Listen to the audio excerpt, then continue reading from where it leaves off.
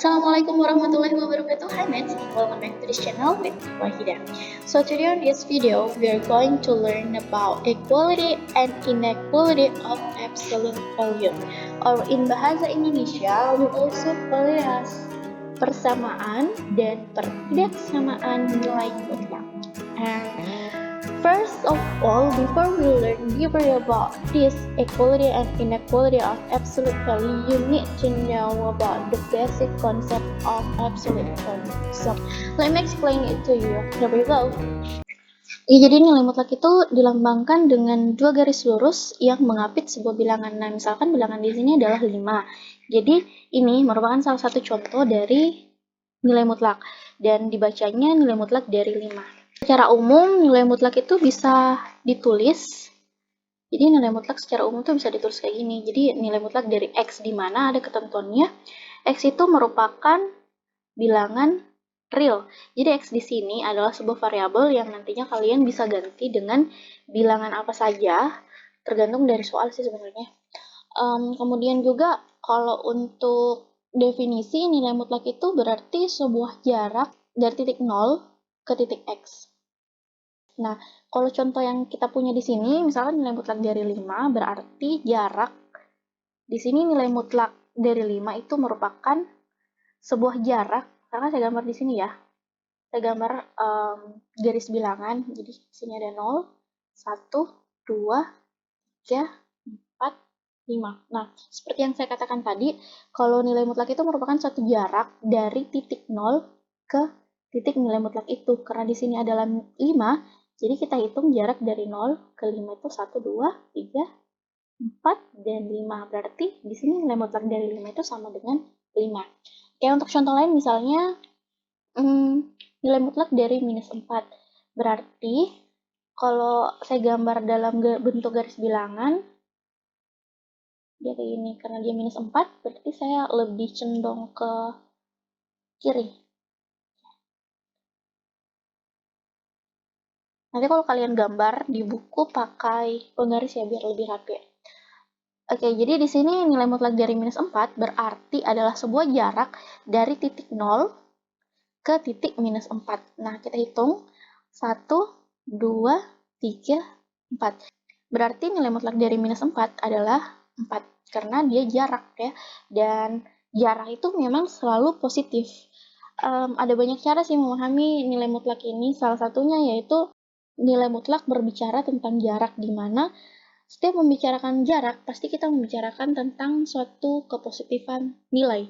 Nah, kalian nggak pernah kan dengar orang berbicara atau bertanya tentang jarak, di mana mereka tuh menyebutkan jarak suatu kota A ke kota B itu adalah minus 3.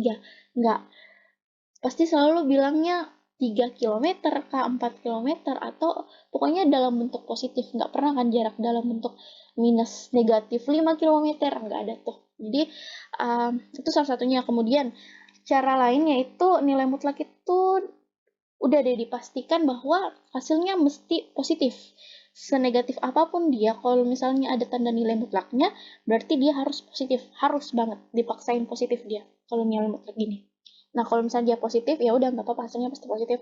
Tapi kalau misalnya dia negatif, nilai mutlaknya negatif, berarti hasilnya harus positif gitu. Maksain banget ya. Nah, kemudian secara matematis, nilai mutlak itu dapat kita tuliskan bentuknya kayak gini. Misalkan tadi saya ambil nilai mutlak dari X bentuk umumnya ya. Dia terbagi dua nih. Misalkan untuk minus X, di mana X-nya itu kurang dari 0, dan X sendiri jika X-nya lebih dari atau sama dengan 0. Nah, maksudnya gimana? Tadi kan kita punya contoh nilai mutlak 5 dan nilai mutlak minus 4. Nilai 5 ini kan berarti dia positif, lebih dari 0. Berarti untuk nilai mutlak X, di mana X-nya itu lebih dari 0, kita ambil saja X-nya langsung, berarti di sini 5. Nah, sedangkan untuk nilai mutlak, di sini kan minus 4. Ya, minus 4 itu kan kurang dari 0, berarti kita ambil yang ini. Nah, untuk nilai mutlak yang kurang dari 0 atau negatif, berarti kita ambil X-nya ditambah dengan X-nya di sini kan minus 4. Jadi kita kasih minus, terus ada lagi minus 4. Nah, maksudnya gimana? Gini loh, ini minus dari sini, ya kan? Terus, X ini minus 4 dari sini. Ya, jadi double minus. Sedangkan ini, X-nya 5, tetap 5. Jadi karena di sini minus, terus kali minus, nah minus kali minus itu kan positif ya. Jadi hasilnya adalah positif 4. Atau saya nggak usah tulis ini. Ini aja. Jadi sama kan yang tadi kita cari caranya pakai garis bilangan sama pakai cara umum secara matematis.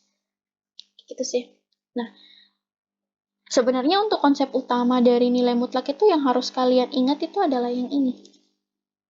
Karena kita mau masuk di persamaan, maka kita akan lebih menggunakan bentuk atau model ini dibanding mencari secara manual menggunakan garis bilangan kayak gini. Ya. Jadi ini adalah konsep awal atau konsep dasar dari nilai mutlak. Saya harap kalian bisa paham. Next, selanjutnya kita akan membahas tentang persamaan dan pertidaksamaan nilai mutlak. Saya akan memberikan beberapa contoh cara-cara penyelesaian persamaan dan pertidaksamaan nilai mutlak. Stay tuned. I'll see you on the next video. Thank you for watching and bye-bye.